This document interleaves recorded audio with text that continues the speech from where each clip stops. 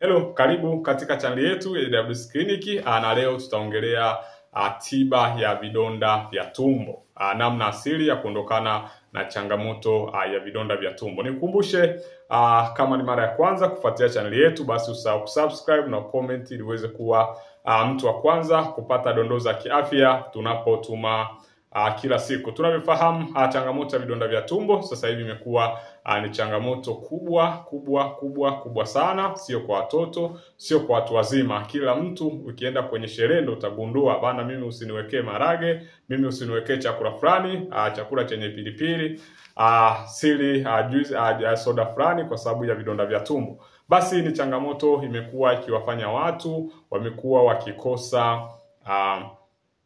baadhi ya vyakula ambavyo ni muhimu kwa sababu ya changamoto. Lakini pia kuna watu sasa hivi tupo kwenye mfungo, kuna Kwaresima, kwenye mfungo wa Kwaresima, lakini pia kwa Waislamu kuna mfungo wa Ramadhani. Kuna watu wengi hawawezi kufunga kwa sababu ya vidonda vya tumbo. Ukifunga ukiwa na vidonda vya tumbo, kwa kweli unazidi kujipa shida mwenyewe baadaye. Kwa hiyo cha kufanya ni kwamba tibu vidonda vya tumbo kwanza na changamoto ya acid reflux ili uweze kuendelea na kufunga. Ukifunga ukiwa na hizo changamoto, basi ujue baada ya hapo utakuja upatwe na madhara makubwa. Na kwenye video ambazo zimepita tumeelezea ni na watu gani ambao wanatakiwa kufunga na watu gani ambao watakiwi kufunga.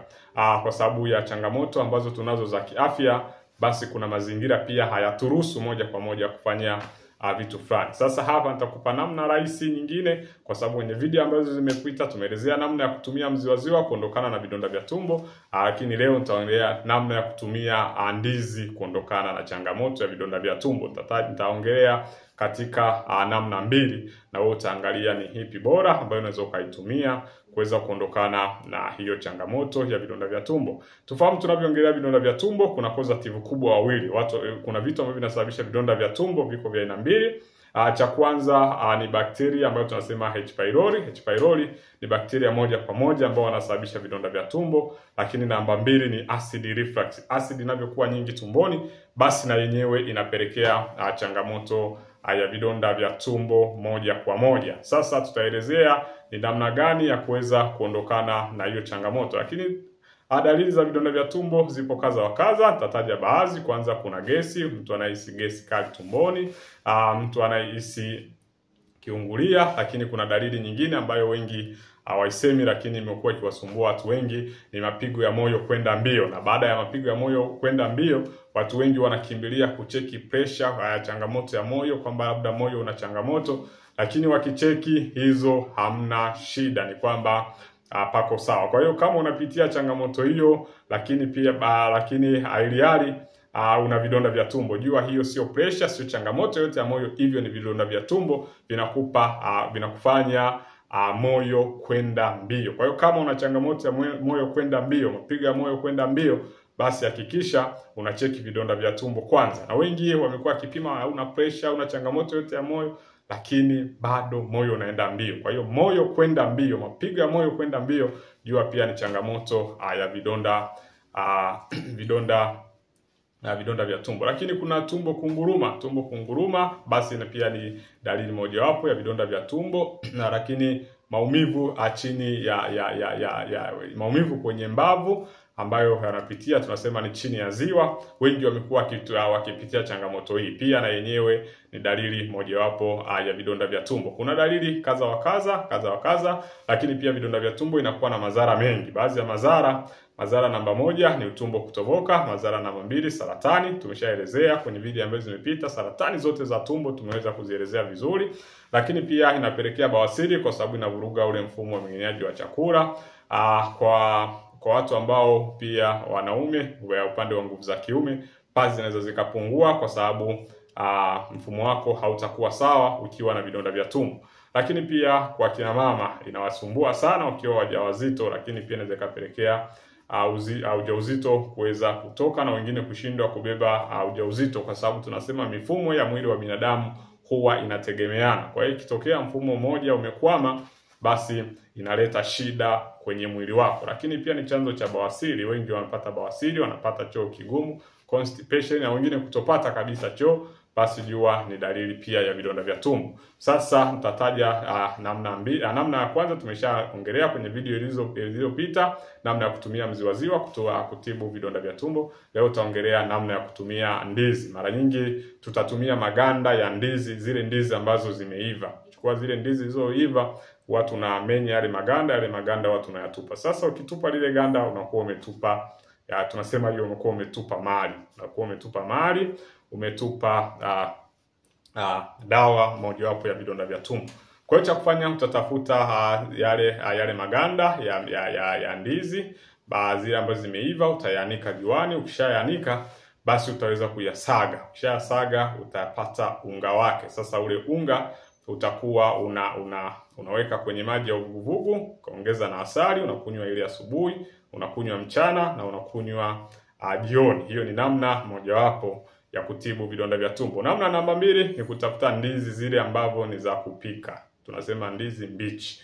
Ukiachukua ukamenya yale maganda yake, ukiachemsha yale maji yake, ukinywa asubuhi na jioni, ni dawa pia nzuri ambayo lakini inahitaji uwe na moyo, kwa sababu huwa ni kama chachu, lakini ni tiba moja ambayo tumefanyia utafiti na imedhibitika vizuri, inaweza kuondokana na changamoto ya vidonda vya tumbo. Kwa hiyo kama una changamoto hizo za vidonda vya tumbo, basi pitia njia hizo. Lakini njia ya kwanza ambayo unatakiwa kufanya kila ukiamka asubuhi, kunywa maji ya baridi, kunywa maji ya kawaida at least glasi 2 mpaka glasi 4 kila unapoamka, kabla ya kula na kabla ya kupiga mswaki, ili uweze kuondokana na hiyo changamoto ya vidonda vya tumbo. Kwa hiyo kama ni mara ya kwanza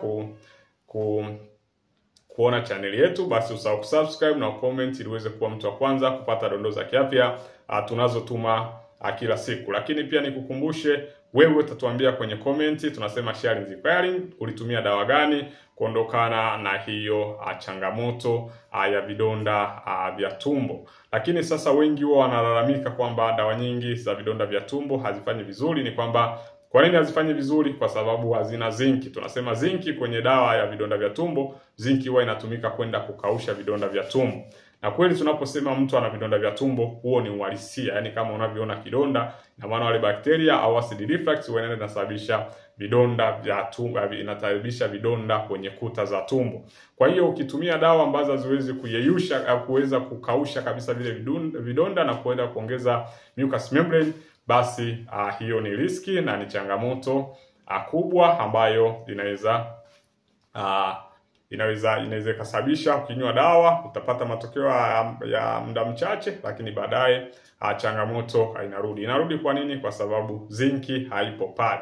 Ila ukipata dawa yenye zinki kama stomach acids, basi inaweza kutoa sehemu moja kwenda sehemu nyingine. Lakini tiba nyingine ya mwisho ambayo unaweza ukaitumia ni kutumia bamia. Kwa nini bamia sasa inakuwa ni nzuri kwenye kutibu changamoto ya vidonda vya tumbo? Ni kwamba ile bamia huwa ina ute huwa inaongeza mucous membrane tumboni. Kiongeza mucous membrane kwenye zile kuta za tumbo, inakuwa ni rahisi kufanya wewe kuondokana na changamoto ya vidonda vya tumbo. Kwa hiyo kutumia bamia pia kutibu vidonda vya tumbo. Unachukua bamia zako na katakata vipande vidogo, unaroweka kwenye maji ya kawaida. Ukisharoweka, basi kunywa glasi asubuhi, kunywa glasi mchana, kunywa glasi jioni. Kwa uwezo wa Mwenyezi Mungu utaweza kuondokana na changamoto ya vidonda vya tumbo. Tuambie kwenye komenti, ulitumia dawa gani ya kuondokana na vidonda vya tumbo? Na kama bado unateseka na vidonda vya tumbo, tuambie pia hapo chini tuweze kuona namna ya kukusaidia.